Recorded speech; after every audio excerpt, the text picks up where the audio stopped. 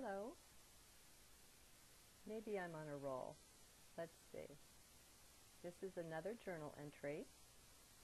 It is from 2:15 a.m., January 14th, the second entry of that day, and it is called Unconditionality, Part 2, Letting Go.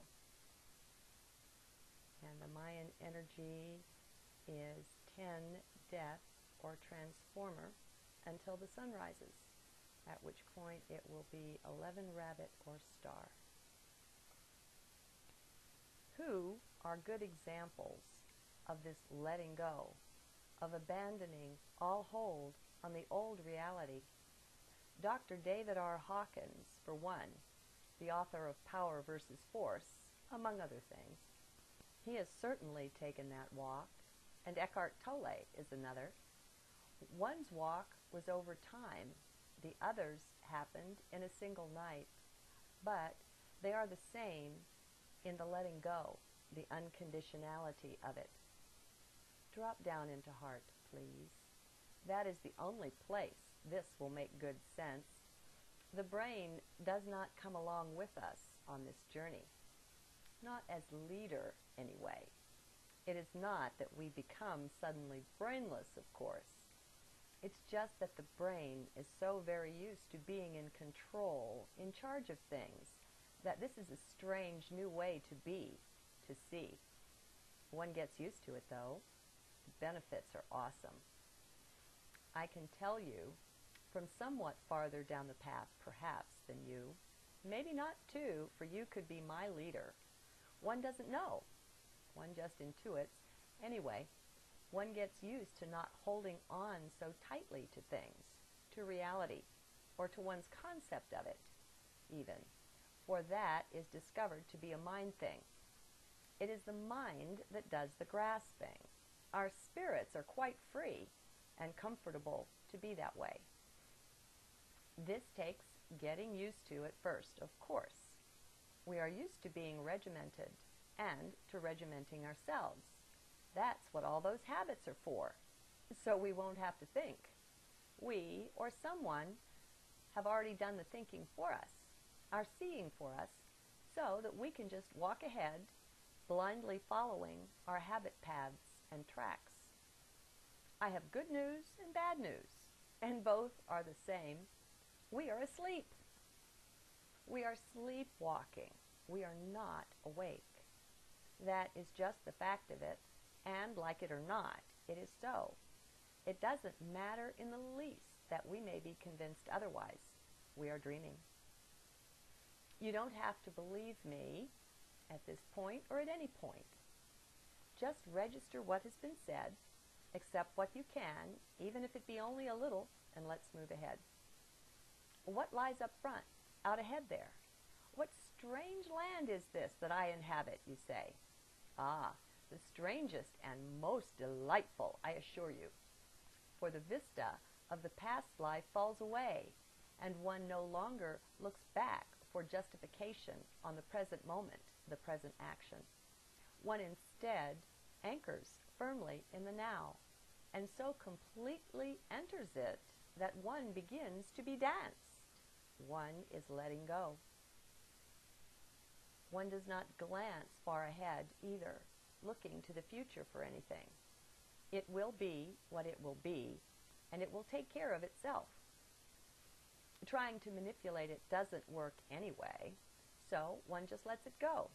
It will not disappear, you know. It will be what it will be, and one just accepts it for that. The reality is that it is what it is, and it changes constantly in each moment and with every breath. We really do create it, but not with the mind, not the way we thought we did. So, for now, not to worry about it or be concerned with it at all is best. Just to be in the present is the thing. We let everything else go. It was and is a chimera anyway. We will find that we are really not letting anything go that was real in any way. So, here we are. Have you let go? Does it feel a bit scary? If you have truly begun to let go, then I guarantee you that your solar plexus is stirred up a bit, that it is a bit unsettling at first. It's a new way of being, a previously unconsidered one, perhaps. Most of us have not given much thought to the no mind. That is just so Buddhist a thing, some Asian deal that does not apply to us in the West, we think. Ha! Shows you what we know. Oh well, they have over 5,000 years of history in Asia to build upon. 5,000 years, and we have about 200. It just figures that they would have some really cool things to offer if we would get off our high horse long enough to take a look, to listen. But I won't go there, because that's all mind stuff anyway. Perhaps somewhat interesting for the moment, but all things like that, all that partakes of mind, begins to lose its luster and grow dim as we turn away from the mind and enter into the heart. Remember, it is in heart that all these things will make sense. The mind will be screaming its objections, but I suggest you just don't listen. Yeah, just ignore it for now. It's okay. Nothing bad will happen.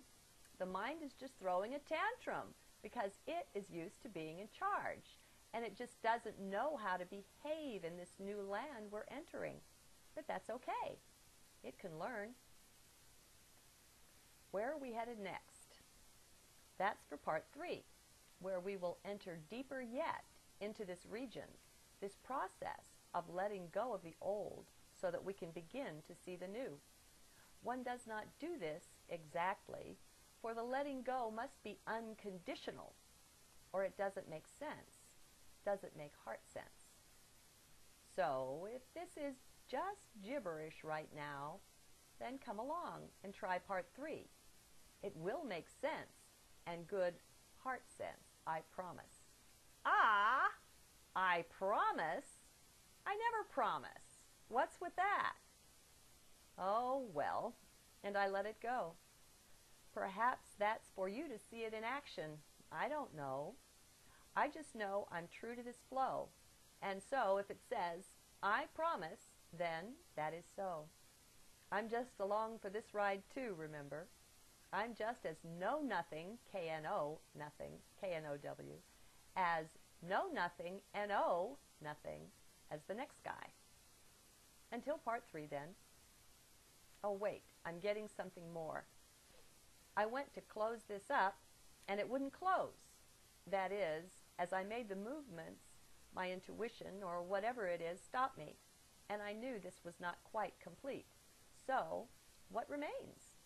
A preview of things to come? Perhaps. Let's see. I'll just continue typing and see what comes. Yes, we shall see in part 3 how this letting go is of tremendous benefit, even to the body and the heart, but certainly to the psyche. We do not realize fully how burdened we are as we walk around in our sleep. We carry a tremendous weight that has been put there by our society, our family, the media, even ourselves. But we must take a look so that we can see that we assented to it. We agreed to carry it. No one took our free will away. It's still there. Thus, while parts 1 and 2 may have been a little confusing, the further parts will begin to unravel the mystery a bit better so that we may begin to see at last with eyes of heart. Good day.